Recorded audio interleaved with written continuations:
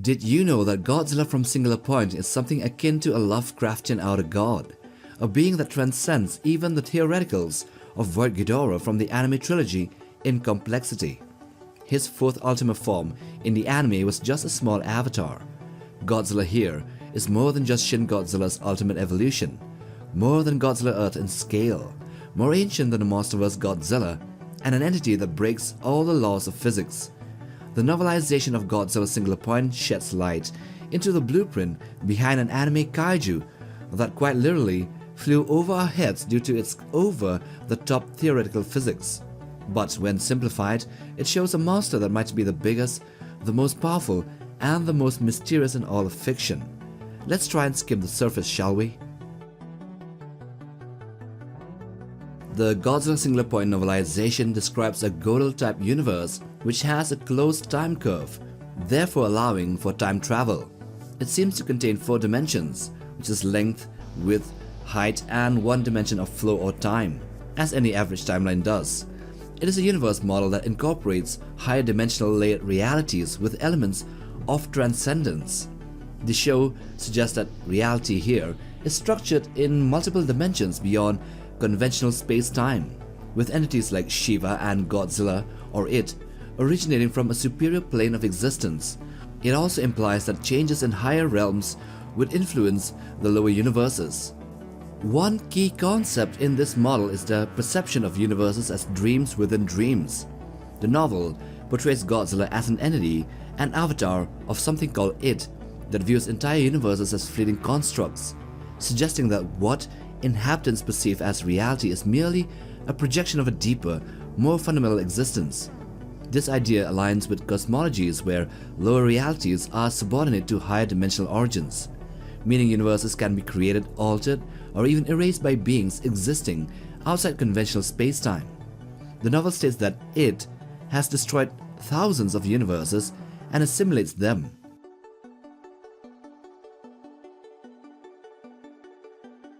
In the context of Godzilla's Singular Point, the archetype here is a unique high-dimensional molecule that serves as a fundamental building block of reality, capable of manipulating space-time and reaching across dimensions. Unlike ordinary matter, the archetype possesses properties that extend beyond conventional three-dimensional physics, linking it to higher dimensions and allowing for previously impossible phenomena. This allows it to enable seemingly supernatural effects such as the creation of structures or organisms that would otherwise be impossible under normal physical laws. In the novelization, it is implied that the archetype, that molecule, plays a crucial role in the formation of kaiju like Godzilla, potentially acting as the medium through which It can manifest within lower dimensions. The presence of these molecules suggests that reality in Godzilla's Singular Point is not fixed but rather changeable, as we see with the red dust and the kaijus constantly changing, even Godzilla constantly evolving in forms. Also, the name of the show Godzilla Singular Point points towards the theory of a singular point, which refers to a location, an event, or even an entity where the normal laws of physics break down, allowing for the influence of high-dimensional phenomena such as It to manifest in the lower dimensional universe. Godzilla here is one singular point, meaning that It is not just a physical kaiju, but a disruption in the space-time fabric, and here Godzilla is just an extension or an avatar of that being called It.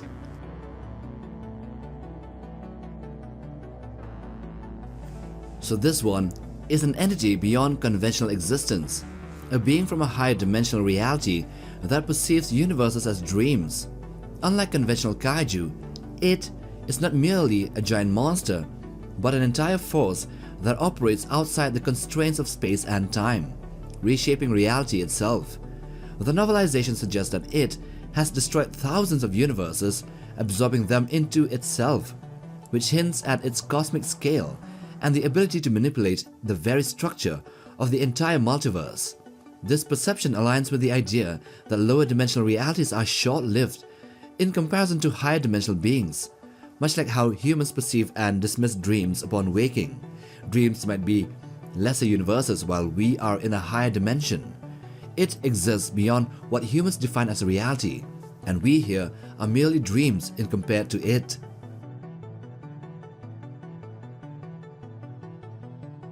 So talking about Godzilla as it appears in Singular Point, it is merely an extension or an avatar of it in this lower dimensional universe. Rather than being an independent entity, Godzilla is a manifestation of it within a space-time construct that is comprehensible to lesser beings. So in essence, Godzilla acts as this projection of it in a tangible form, allowing it to exert influence on the physical existence. This is where the concept of a singular point becomes crucial.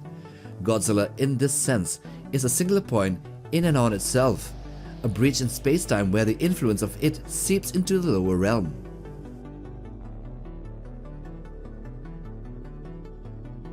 In terms of past appearances, the novelization suggests that it has been a recurring force throughout history, manifesting in different forms across different universes.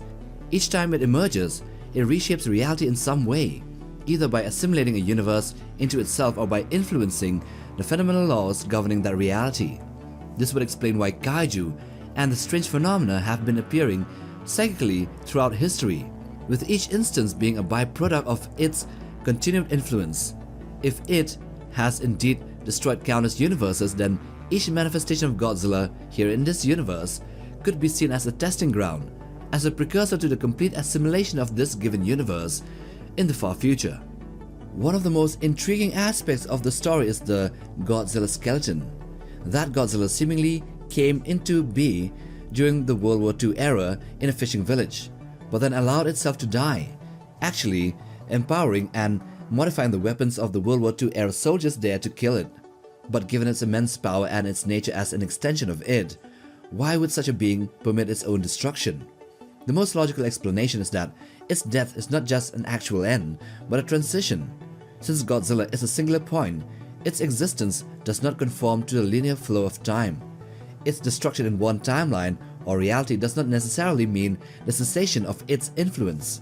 Instead, its death might serve as a very important step in the ongoing process, perhaps even a means of spreading its influence further. Much like how we humans can edit and erase drawings or draw different things on a sheet of paper, changing the art whenever we please, Godzilla's death here in this universe could also be something similar, a recalibration, maybe a withdrawal before a greater return.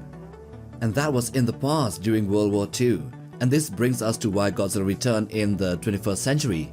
If its previous destruction was merely a stage in its grand design, then its reappearance is likely a continuation of that plan.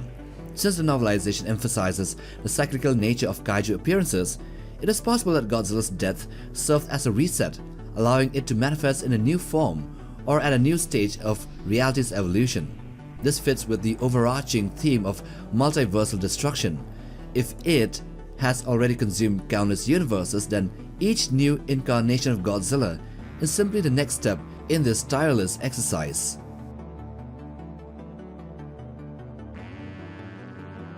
So the ultimate plan of it remains enigmatic, but the evidence from the novelization suggests that its goal is nothing less than the complete assimilation of reality.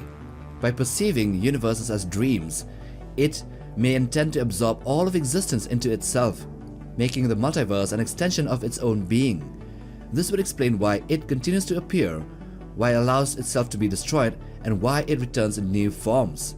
It is testing, adapting, and gradually expanding its dominion over reality. In conclusion, it is a high-dimensional force that perceives the multiverse as a series of dreams, with Godzilla serving as a projection or an avatar in the lower reality. Godzilla is a singular point, a breach in space-time that allows it to manifest and exert influence. Thus, the battle against Godzilla is therefore not merely a fight for survival, but a struggle against reality and causality. So in the end of the anime, Jet Jaguar managed to defeat or banish Godzilla, which is an avatar of it, by evolving its AI to understand and manipulate archetype at a fundamental level. By utilizing the orthogonal diagonalizer, a device capable of neutralizing the reality-altering properties of the archetype, Jet Jaguar executed a precise mathematical equation at the crucial moment of confrontation. This equation disrupted Godzilla's anomalous existence in the lower dimensional world, severing its connection to that being called it and forcing its form to collapse. The battle was less of a physical confrontation and more of an existential struggle between opposing forces. But due to the cyclical nature, the close time curve, and the ability of time travel here, the being called It might just be allowing this to happen as well. Maybe it is testing Godzilla, its avatar, in this reality, and the future form that might come would be even more devastating and even more powerful, something that humanity cannot counteract. And so that is the actual Godzilla Ultima in Singular Point from the novelization. So do hit that like button for support and subscribe if you haven't. Till the next time, take care fam.